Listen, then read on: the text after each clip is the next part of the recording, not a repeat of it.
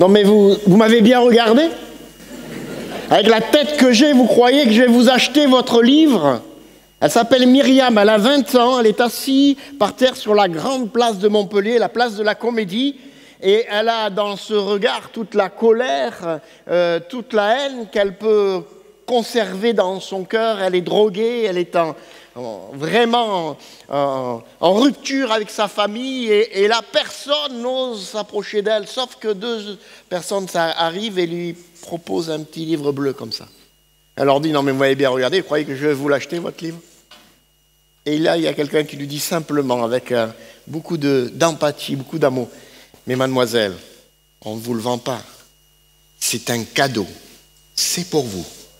Et Myriam est touchée dans son cœur, alors donc elle accepte de prendre ce petit livre bleu, ce Nouveau Testament, elle le met dans son sac, et puis de temps en temps, lorsque la drogue lui laisse le temps, elle ouvre un petit peu, elle lit, et à un moment donné même, elle le jette par terre. Mais elle va le reprendre. Elle dit: mais c'est pas possible, c'est trop simple, si c'était vrai, ça se saurait. Et puis sa vie, comme ça, va l'entraîner de plus en plus bas, de plus en plus fort dans la drogue. Elle va passer aux piqûres, elle va passer à la drogue dure, et son cerveau va commencer à être brisé, brûlé par cet excès de drogue. Et à un moment donné, à 25 ans, elle n'en peut plus. Elle n'en peut plus. Elle retourne voir sa maman, elle lui dit: fais-moi enfermer, fais-moi passer une cure, mais aide-moi, j'en peux plus. Elle sent qu'elle a touché le fond et que vraiment pour elle, c'est la fin. Alors sa maman lui fait une proposition, elle dit: je veux bien essayer de t'aider, mais avant j'aimerais qu'on aille voir un pasteur. Elle est très étonnée parce que ce n'était pas l'habitude de la maison, mais elle dit: et pourquoi pas? Et voici qu'ils arrivent ou que le pasteur vient, je ne sais, mais lui le sait, et puis il commence à lui parler du Seigneur. Et là, elle a un petit sourire, elle le regarde, il n'y a rien qui rentre. Mais alors, rien du tout. Elle ne comprend strictement rien à ce qu'il lui explique, et dans son cœur même, elle se moque. Et le pasteur s'en aperçoit, il dit: mademoiselle, est-ce que vous voulez que je prie pour vous? Il dit: pourquoi pas? Et le pasteur commence à prier, et puis là, pendant que le pasteur prie, elle se souvient de ce petit livre. Et dans son cœur, elle dit simplement un mot: c'est maintenant. Elle s'adresse à ce Dieu qu'elle ne connaît pas, elle lui dit: si tu dois faire quelque chose, c'est maintenant.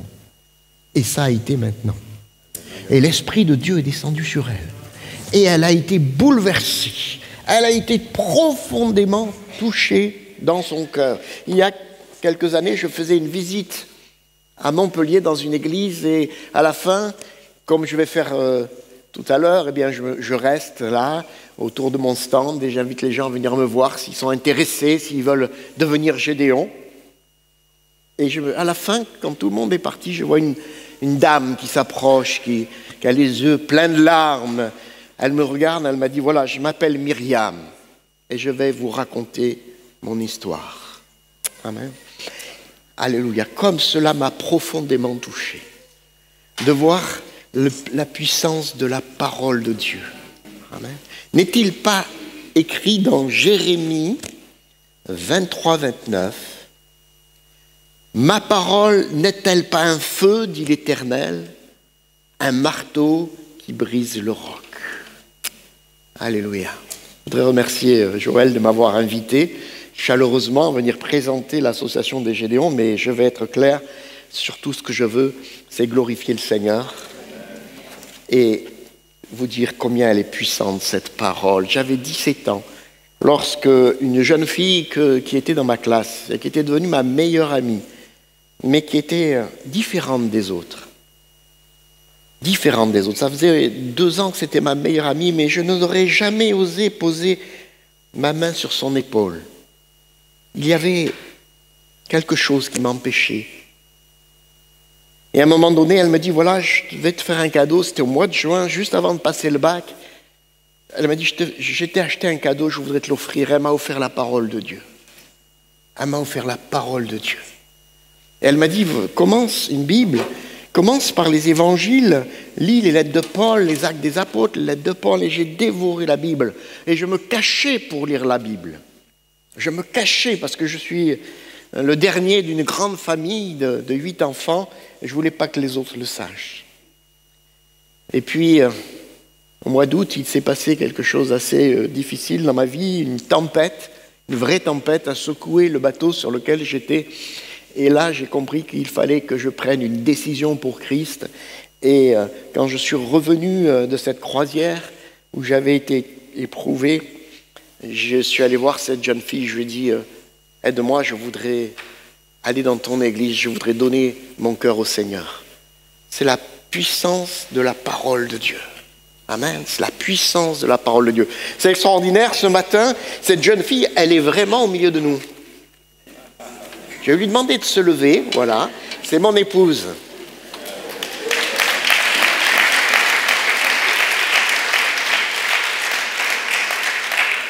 Ce que je voudrais dire ce matin, c'est ça.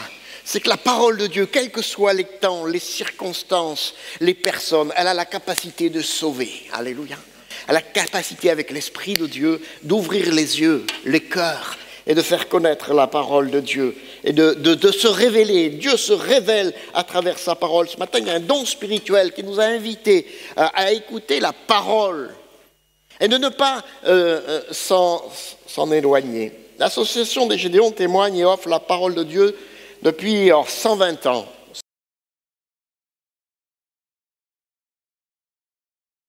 122 ans exactement, 123 même.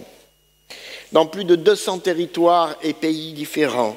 Et depuis cette période-là, un nombre extraordinaire de Bibles et de Nouveaux Testaments ont été diffusés dans les hôtels, dans les prisons, à l'armée, au niveau des étudiants et des élèves, au niveau aussi des hôpitaux, les maisons de retraite, dans des sphères bien précises, au croisement de notre vie, dans des croisements de notre vie, eh bien, la parole de Dieu a été distribuée dans tous ces endroits à des millions d'exemplaires.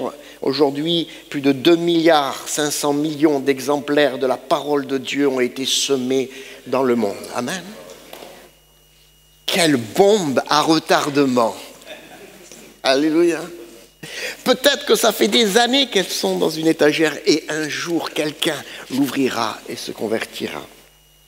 Qui sont les Gédéons? Ce sont des membres des églises comme ici. Hein. Par exemple, Jean et son épouse, et Maggie, voulez-vous vous lever s'il vous plaît? Ils sont membres de l'association des Gédéons.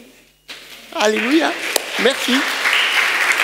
Et je ne sais pas si j'en ai vu d'autres, je ne sais pas, non, voilà. Malheureusement, il y avait d'autres frères comme Claire et Jean-Michel Zarnecki, puis comme Bernard Héral, qui nous ont quittés, qui étaient membres de l'association il y a plus de 20 ans. C'était le siècle dernier, vous voyez. J'étais venu faire une visite à Avignon et j'ai parlé des Gédéons. Et se sont levés, ces frères, et ils sont allés jusqu'au bout pour distribuer la parole de Dieu. Et aujourd'hui, si on pouvait aussi avoir des frères et des sœurs se lever, ça serait extraordinaire. Qu'est-ce que les Gédéons? Ce sont des membres d'une église. Hein.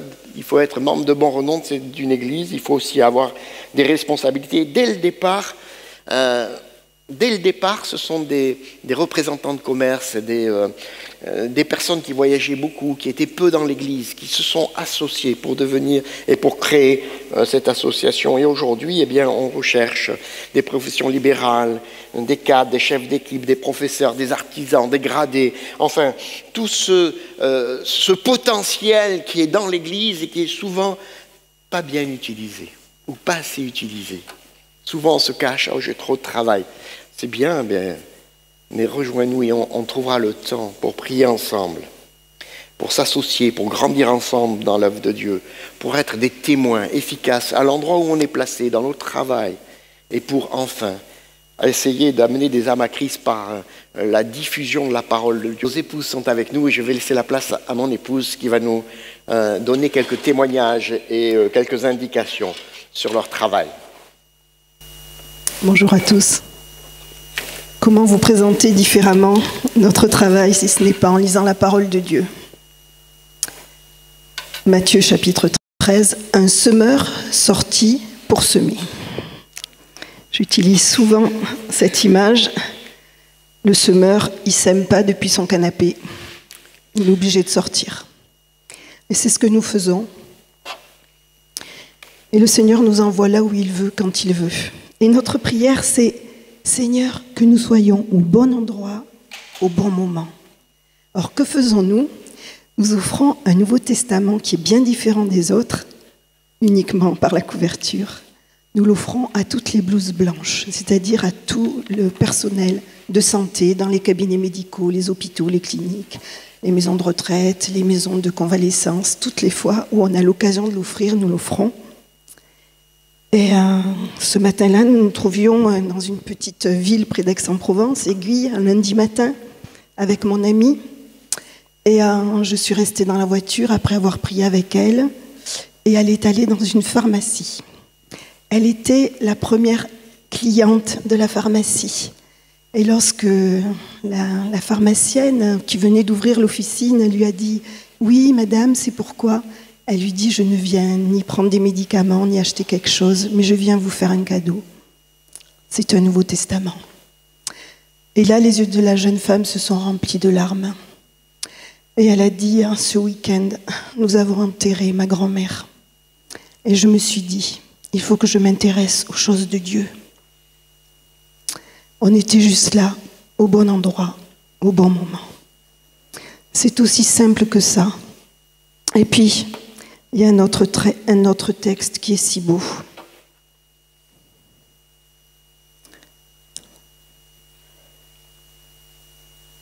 Nous dit, levez les yeux, et regardez les champs, ils sont déjà blancs pour la moisson. Celui qui moissonne reçoit un salaire et amasse du fruit pour la vie éternelle, afin que celui qui sème et celui qui moissonne se réjouissent ensemble.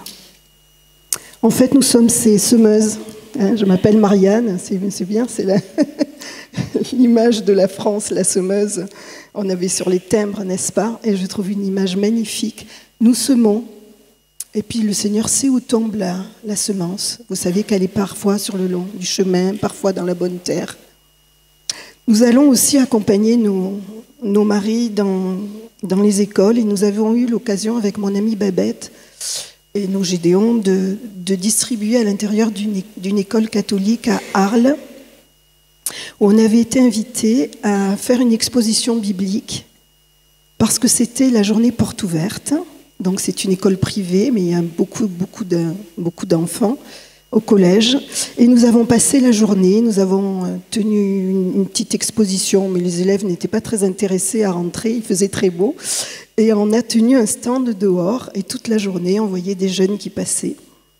Et mon amie Babette me dit « Viens, on va un petit peu voir leur stand à eux, on va s'intéresser à eux. » Alors on est allé voir, il y avait des filles qui avaient un stand de maquillage, d'autres qui faisaient d'autres choses. On s'est intéressé en fait à leur vie. Et puis on est retourné à notre stand, et il y a 3 petites jeunes filles qui sont passées, qu'on avait déjà vues dans un de leurs stands. Et donc on leur a dit « Mais avez-vous pris le cadeau ?» Et 2 l'ont pris, et une n'a pas voulu le prendre. Elle a dit non merci avec un grand sourire, et on a gardé le sourire aussi, mais on l'a recroisée plusieurs fois dans la cour. Et au moment de partir, la journée était terminée, nous la recroisons à nouveau. Et Babette l'a regardée droit dans les yeux et lui a dit « Quel est ton nom ?» Elle a dit « Mon nom, pourquoi ?»« Parce que je vais prier pour toi à partir d'aujourd'hui. » Elle a été surprise, un petit peu gênée par rapport à ses copines. Vous vous doutez ce qu'elle a dit. « Pourquoi moi ?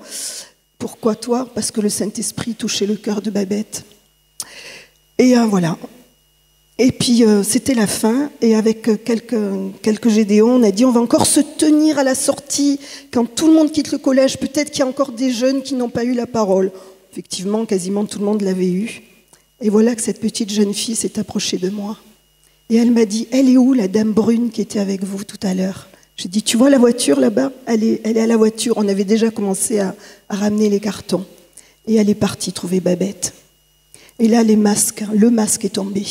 Elle lui a dit, je suis d'une famille totalement athée. Non seulement nous sommes athées, mais nous nous moquons de Dieu. Et il ne serait pas question de parler à table des choses de Dieu. Mais quand vous m'avez parlé, vous m'avez touchée. Et j'aimerais bien avoir ce livre.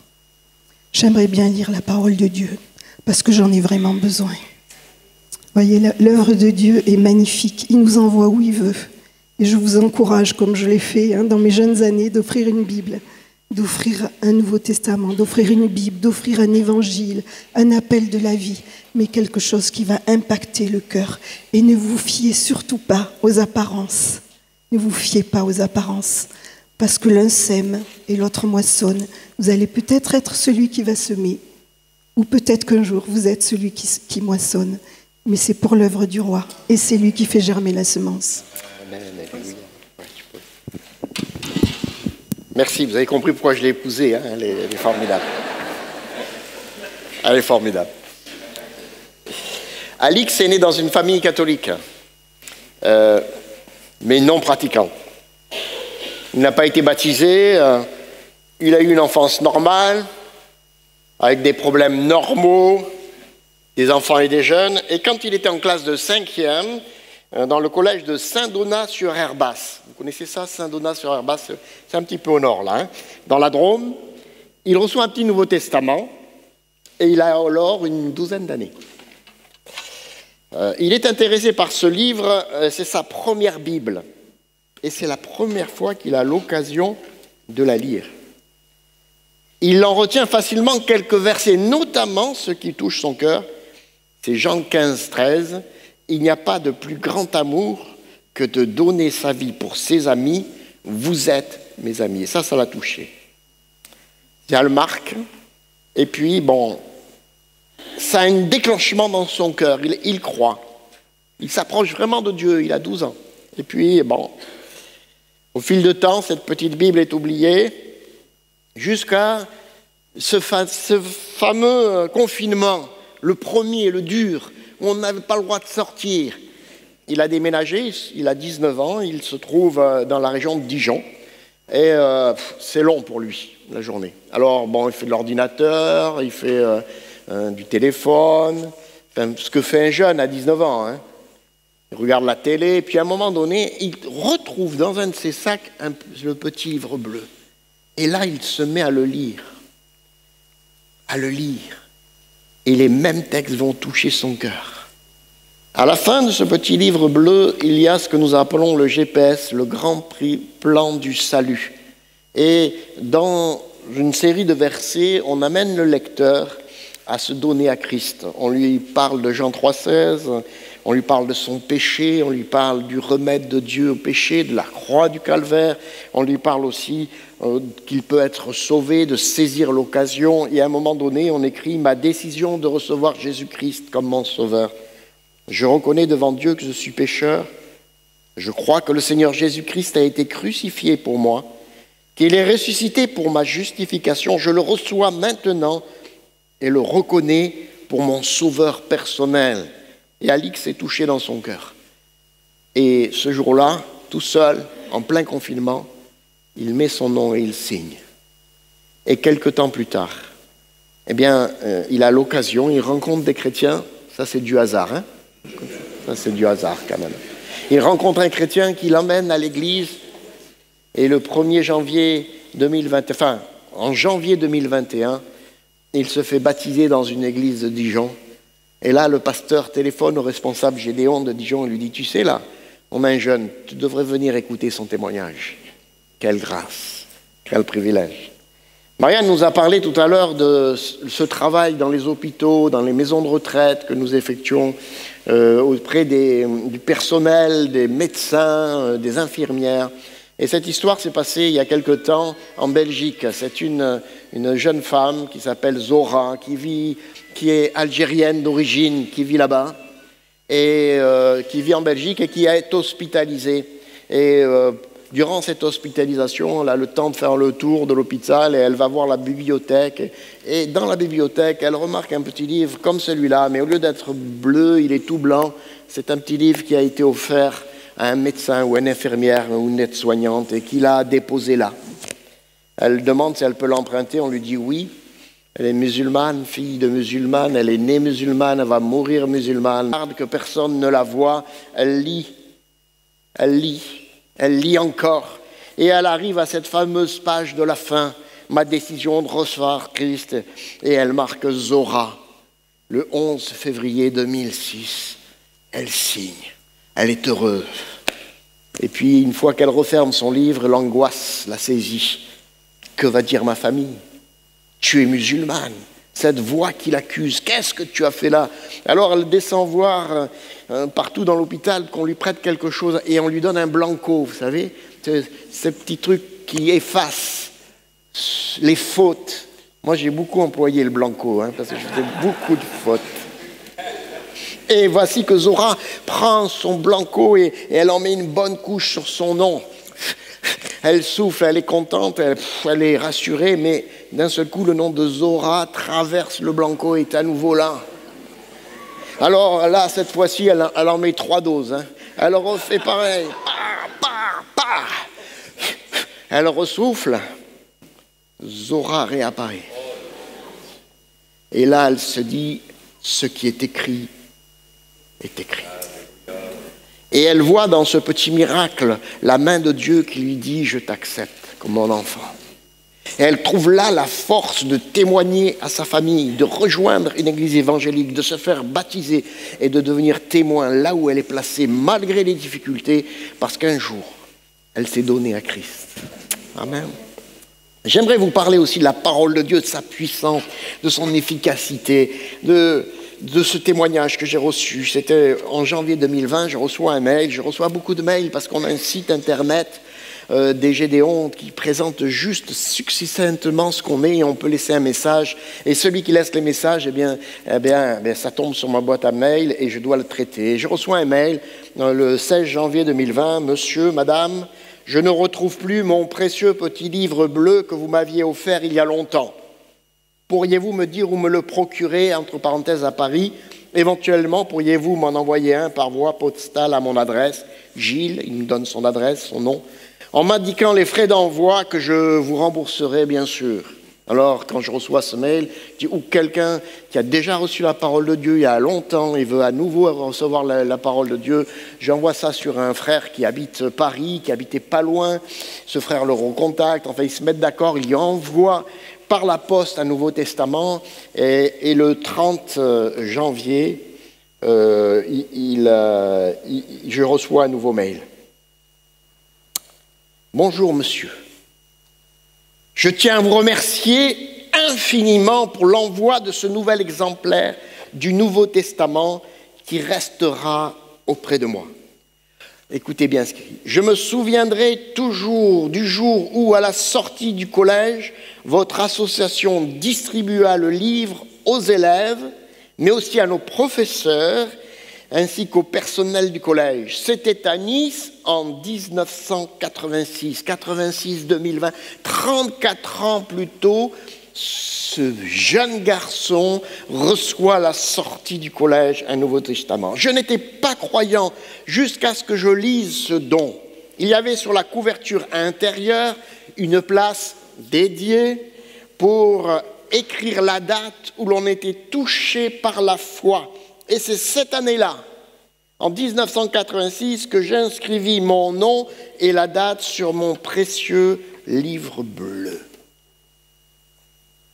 Depuis, beaucoup de doutes et de scepticisme m'ont assailli. Mais le souvenir de votre générosité cette année-là et qui est resté intact aujourd'hui encore, puisque vous avez pris la peine de m'envoyer un autre exemplaire, et le souvenir de la parole foudroyante que j'avais trouvée dans le Nouveau Testament m'ont incité à vous demander cet exemplaire pour le présent et l'avenir. Je vous en remercie encore, Gilles. Avec mon épouse a regardé sur Internet, on a retrouvé la trace de ce Gilles. On avait son nom, son adresse. On a trouvé qu'il était photographe. Photographe, oui, mais il n'a pas toujours été photographe. Vous saviez quel était le premier métier? Il était professeur de philosophie. Alors, reprenons la vie de Gilles.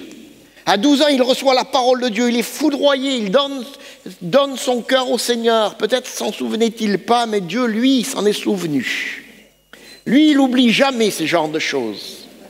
Et que se passe-t-il? Il commence à se plaire, à lire les textes des plus grands philosophes, Aristote et compagnie, Freud, je sais trop moi, quelles étaient ces lectures. Vous savez, je ne suis pas bon en philosophie, voilà. Je ne suis pas bon en philosophie. Et il lit tout ce qu'il y a de plus compliqué, les plus grands textes littéraires du monde. Et voici que, 36 ans après, qu'est-ce qui ressort? La parole de Dieu. N'est-elle pas extraordinaire, cette parole de Dieu? N'a-t-elle pas un impact que l'on pourrait dire divin sur le cœur de ceux qui sont touchés par l'Esprit Saint lorsqu'ils lisent la parole de Dieu? Et lorsque nous offrons la parole de Dieu, avons-nous dans l'esprit que nous sommes en train de semer pour 1 an, 10 ans, 20 ans, 34 ans? Quelle grâce, quel privilège que nous ayons la parole de Dieu. Vous savez, j'étais bien dans mon église, j'étais prédicateur ancien, j'étais bien dans mon église, j'étais chanteur, la chorale, je faisais chanter le dimanche matin. À l'époque, on était tout seul pour faire chanter. Aujourd'hui, là, il y a plus de monde, etc. Mais bon, le temps change. Je ne vous dirai pas mon âge, mais je suis bientôt à la retraite. Et puis un jour, on m'a dit, deviens Gédéon. Concours de circonstances en fait que mon pasteur m'a dit, tiens, signe avec son stylo, et j'étais obligé de m'engager, obligé. Et la première fois, je me rappelle, c'était dans les... Saint-Gilles, non? Saint-Rémy de Provence, merci ma mémoire d'être là. Saint-Rémy de Provence, c'était en plein hiver, il avait un petit peu neigé, vous voyez, ça a un peu tenu, mais pas vraiment. Et c'était un matin, il faisait un froid de canard, et voici que je me retrouve avec mon carton devant un collège et des jeunes. Ouh là là, mais c'est mieux l'église. Fait pas froid. On est entre nous. On peut dormir tranquillement pendant que les autres meurent sans l'évangile. Et je commence à distribuer, les gens se moquent. Oh là là, 1, 2, je ne savais plus où me mettre. Sincèrement, si j'avais eu une pelle, j'aurais essayé de m'enterrer. Et puis une personne, 3 jeunes filles arrivent et je leur dis, voilà mademoiselle, c'est un cadeau pour vous. Oh, le Nouveau Testament, oh là là là là, j'étais mal. Elle commence à rire, puis il y en a une qui dit, il y a un livre tout neuf qui venait d'avoir. Je vais dire quelque chose au hasard. Et alors elle ouvre ce livre tout neuf, et elle lit un verset au hasard, elle commence à dire tout fort, car Dieu a tant aimé le monde qu'il a donné son Fils unique, afin que quiconque croit en lui ne périsse point, mais qu'il ait la vie éternelle. Amen. Ah ben là, elles ont arrêté de rire. Et moi, j'ai pris 3 cm, ou 30. Merci Seigneur. Ça, c'est la puissance de la parole de Dieu. Vous voulez faire des expériences en sortant? La dernière fois, on était avec Jean, pas loin là, pour le, je ne sais plus quel, un salon là, d'accord? On a distribué comme ça, je ne sais plus combien, 600, il y avait 6 cartons, on était 5, on en a fait 600. Et on a un frère qui a l'habitude d'aller fouiller après dans les voitures, c'est au parc des expositions, vous avez vu les parkings là, ils sont immenses, pour ramasser ceux qui étaient jetés par terre. Et il est parti, je dis, mais qu'est-ce qu'il fait? Et il voyait loin, il est revenu, il allait, et puis après il est arrivé comme ça, avec la tête, il dit, qu'est-ce qu'il y a? Tu as un problème, Joël? J'en ai pas trouvé un seul par terre. 600 Nouveaux Testaments distribués, pas un seul par terre. 600 petites bombes à retardement, alléluia. Il va falloir construire et agrandir les églises, mes amis, alléluia. Si vous voulez nous aider, ben c'est simple. L'église peut prier, parce que là on est devant. On a besoin d'un... Vous savez qu'il y a eu une loi qui est sortie en 2019, la loi Blanquer, et l'article 10 de cette loi Blanquer a été voté uniquement pour contrer les distributions des Gédéons devant les lycées et les collèges publics. Uniquement pour ça. Ça déplaît à tous les niveaux, mais on continue à distribuer derrière, puisqu'on n'a pas le droit de le faire devant. Parce qu'on veut que cette génération soit touchée. Priez pour nous, on en a besoin. Venez nous rejoindre. Venez nous rejoindre. Nous avons besoin d'hommes et de leurs épouses pour distribuer sur le Vaucluse, pour renforcer un groupe qui a bien besoin d'être renforcé. S'il vous plaît, écoutez l'appel de Dieu. pouvez nous aider à financer, ça c'est 1 euro, c'est un Nouveau Testament distribué quelque part dans le monde. Je dirais, c'est une belle chose que de nous aider et de participer, mais le plus important, c'est les 2 premiers points. Vous pouvez aussi réclamer des hôtels, dans les hôtels que l'on place des Bibles. Vous dites, oh, l'hôtelier c'est super chez vous, mais, ce qui manque c'est une Bible dans les chambres. Ou alors le contraire, en vous disant, votre hôtel est très très bien, mais ce que j'ai préféré, c'est que vous avez mis une Bible dans l'hôtel, dans chaque chambre d'hôtel. Vous savez, vous pouvez dire par exemple, il va y avoir la Coupe du Monde de rugby, il va y avoir les Jeux Olympiques, et tous les gens étrangers qui viennent, ils vont chercher leur Bible dans votre chambre, dans les chambres d'hôtel, et ils ne le trouveront pas, c'est dommage. Aidez-nous, aidez-nous.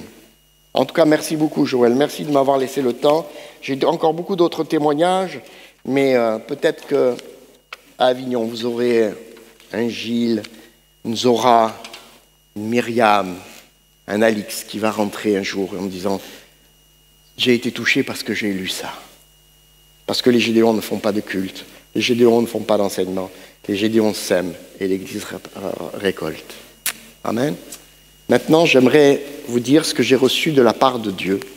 Et vous voyez, j'enlève mon badge Gédéon, je ne suis plus le responsable. Je suis un ancien de l'Église ADD de Martigues. Et j'ai reçu sur le cœur de vous lire la parole de Dieu et de vous apporter un message qui vient de lui. Malachie 3, verset 10. Vous connaissez ce passage de Malachie 3, verset 10. Ce matin, il y a quelqu'un qui a entonné un petit chant qui dit « Il est un fleuve coulant du cœur de Dieu ». J'avais presque les larmes aux yeux en me rappelant ce chant que j'avais chanté tant de fois. Parce que le texte de Malachie nous parle bien de quelque chose qui vient de là-haut, d'eau qui vient de là-haut, de canaux qui s'ouvrent. Amen. Malachie 3, 10. Apportez à la maison du trésor toutes les dîmes afin qu'il y ait de la nourriture dans ma maison. Mettez-moi de la sorte à l'épreuve, dit l'Éternel des armées, et vous verrez si je n'ouvre pas pour vous les écluses des cieux, si je ne répands pas sur vous la bénédiction en abondance. Dans ce texte, Dieu propose un deal au peuple d'Israël. Il propose un contrat.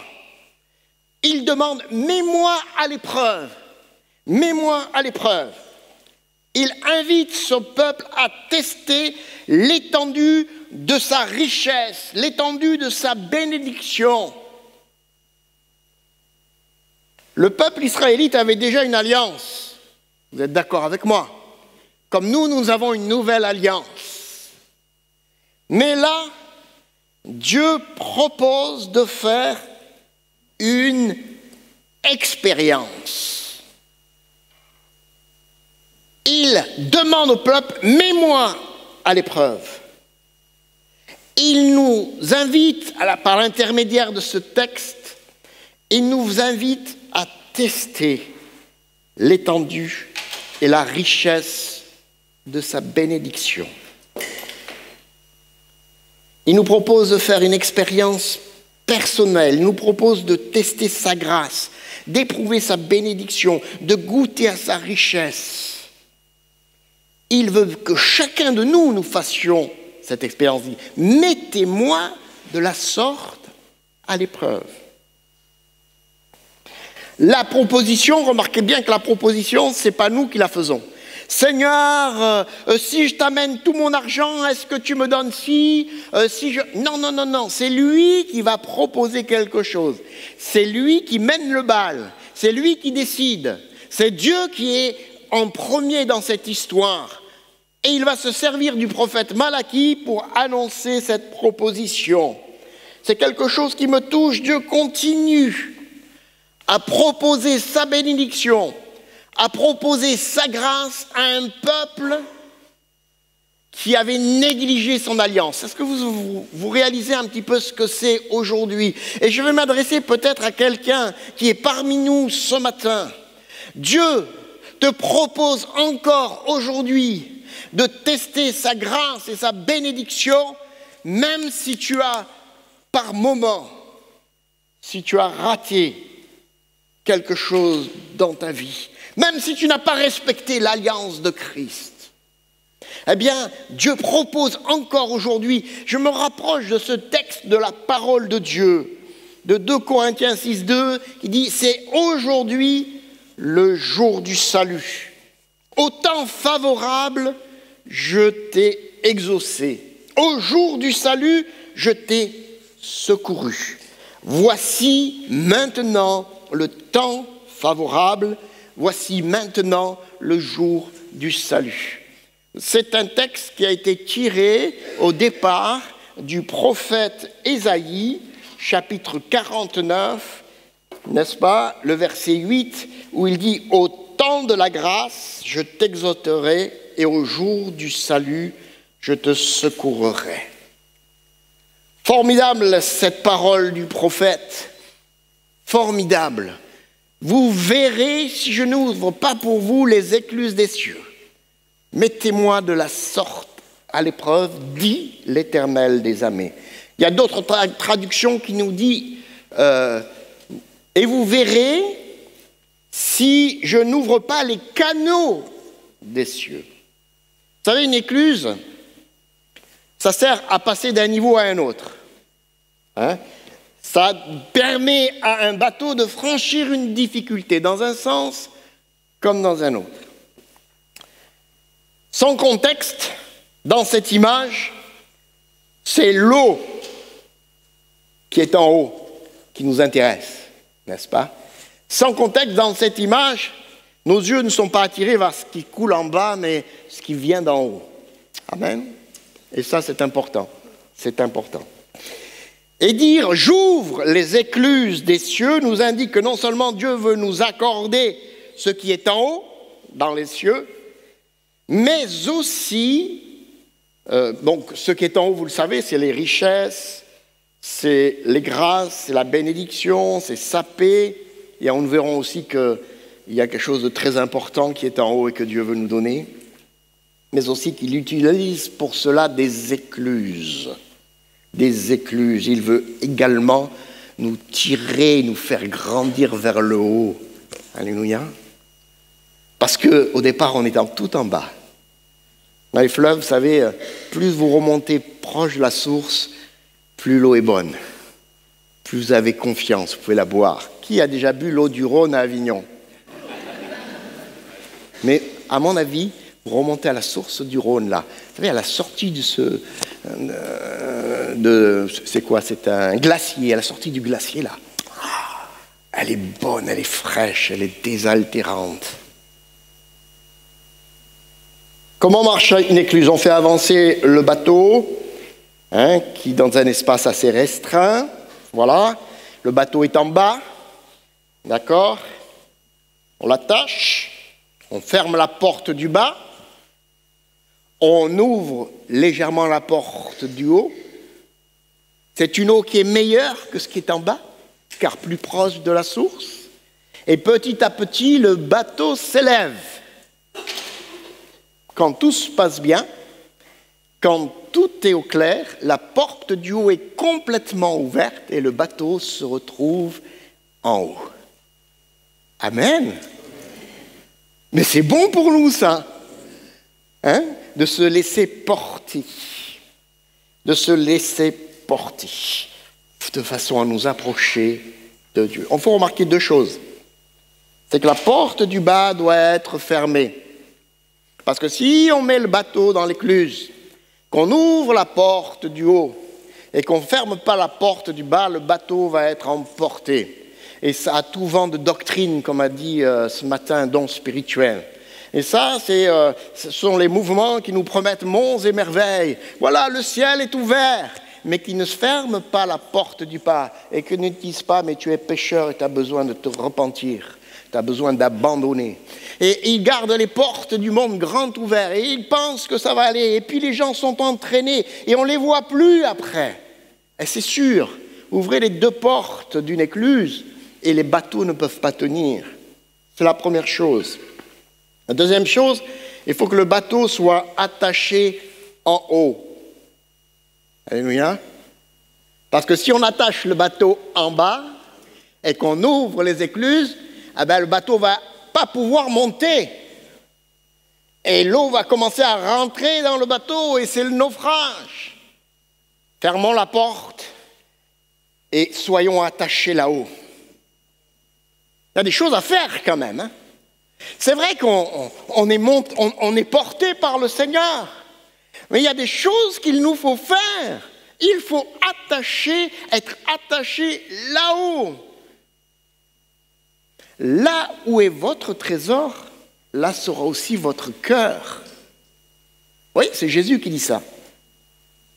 C'est-à-dire que même si on confesse qu'on aime Jésus, etc., mais qu'on a un trésor ici-bas sur terre, qui a plus de valeur que ce qui est en haut, on est attaché en bas.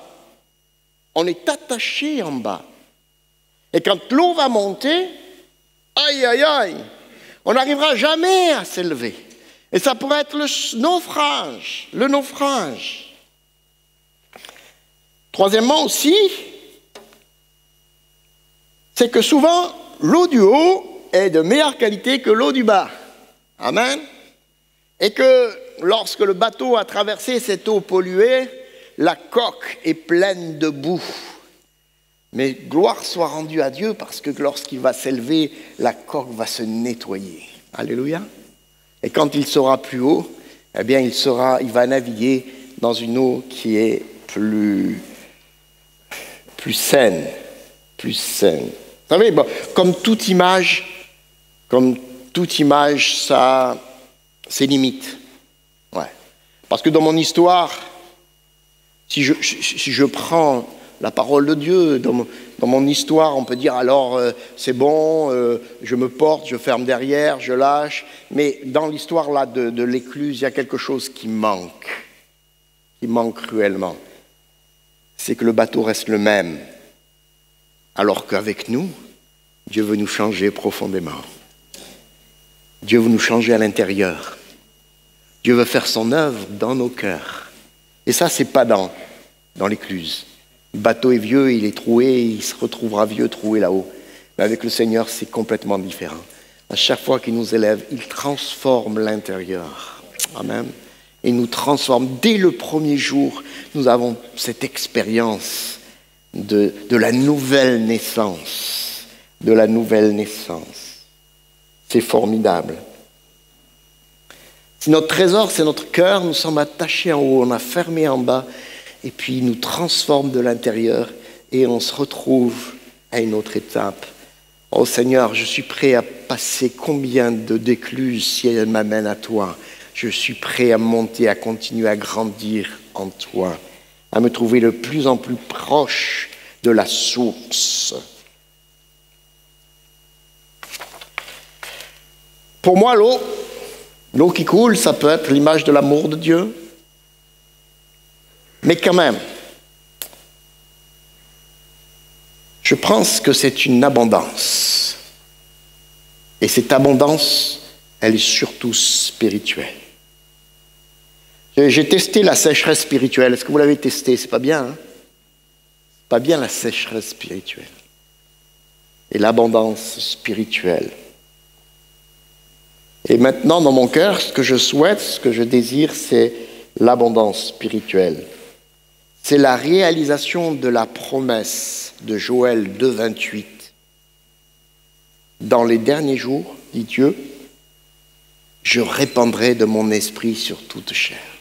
Ça, c'est l'image que je garderai de cette écluse. C'est l'esprit de Dieu. Je sais une chose, mes amis, que notre avenir n'est pas dans un retour en arrière. Notre avenir, il est en Christ et il est dans une visitation continue de l'Esprit de Dieu. Amen. Alors ça, c'est pas Gédéon du tout, hein. D'accord? Ça, c'est pas Gédéon du tout. Ça, c'est ADD 100%. Je sais que nous avons besoin d'une visitation de l'Esprit de Dieu, que Dieu veut répandre sur nous son Esprit, qu'il veut nous remplir de son Esprit. Amen. J'étais cette année à la colo, il y avait Gérald aussi, hein. Voilà. Et j'ai apporté la parole, et Marianne aussi, à elle, aux enfants petits, enfin on leur parlait, on avait ce temps de moments spirituels. Et moi, Marianne parlait aux ceux qui avaient 6-9 ans, et moi les 10-12. Et je peux vous dire que j'avais pas trop de programme. J'ai parlé avec mon cœur, mais je m'étais dit, je vais dire ça, je vais dire ça. Mais le deuxième jour, Dieu m'a pris de court. Ça a bouleversé mon programme. Les enfants ont commencé à être baptisés par le Saint-Esprit. Ils ont commencé à parler en langue. Et là, on s'est dit, oulala, on va leur expliquer au moins ce que c'est pour ceux qui ne connaissent pas. Il y avait des gens qui n'avaient jamais, des enfants qui viennent de foyers recomposés ou même décomposés complètement, qui sont à la DAS, qui ont pas de parents ou qui malheureusement ont des parents qui ne s'occupent pas d'eux et qui étaient là peut-être pour les premières fois. Ils nous regardaient.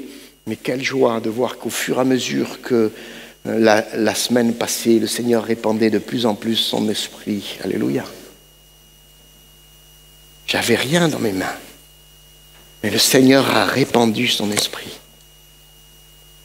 Et j'ai un rêve maintenant, qu'il répande son esprit sur toutes nos assemblées, comme il répand son esprit sur ces jeunes, que ce soit aussi sur ces moins jeunes, car dans la prophétie de Joël, même s'il y a les jeunes, il y a les moins jeunes, il y a même les vieillards. Amen. Des vieillards qui ont des rêves. Alors qu'on dit qu'ils n'ont plus de rêves, qu'ils ont tout réalisé. Il y a des vieillards qui ont des songes, qui ont des rêves, qui ont des désirs, et qui se disent, le Seigneur va nous visiter, nous faire du bien. Le message que j'ai et que j'apporte depuis que je suis revenu de colonie dans les églises, c'est cela. Nous avons besoin d'être visités à nouveau par l'Esprit de Dieu, mais il veut le faire.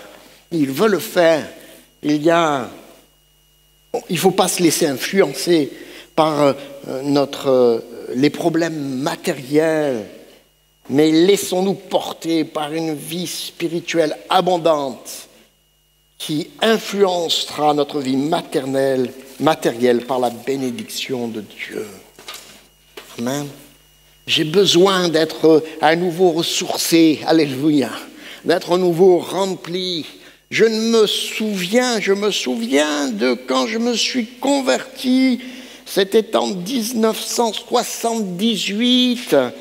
J'ai été baptisé dans le Saint-Esprit le 6 octobre ou le 7 octobre, une semaine après mon baptême. Je m'en souviens, mais tout compte fait se souvenir, il ne sert à rien. Ce dont j'ai besoin aujourd'hui, c'est d'être plein, rempli de l'Esprit de Dieu. Alléluia. C'est de pouvoir parler en langue, d'être visité et d'être un instrument de bénédiction entre les mains de Dieu et de pouvoir dire à mon voisin, à ma voisine, non, l'Esprit de Dieu ne s'est pas retiré de l'assemblée. Il est encore là, il est encore puissant, il fait encore des miracles. J'ai été touché par des dons spirituels. Qui n'a pas été touché par des dons spirituels? Nous avons besoin d'être renouvelés dans nos dons spirituels, dans notre vision, dans notre témoignage, dans notre façon de vivre notre foi. On a besoin de se réveiller. La Bible dit, réveille-toi, toi qui dors. Amen. Et je le crois. Alors je le dis, pas simplement les enfants, Seigneur, mais tous. Amen.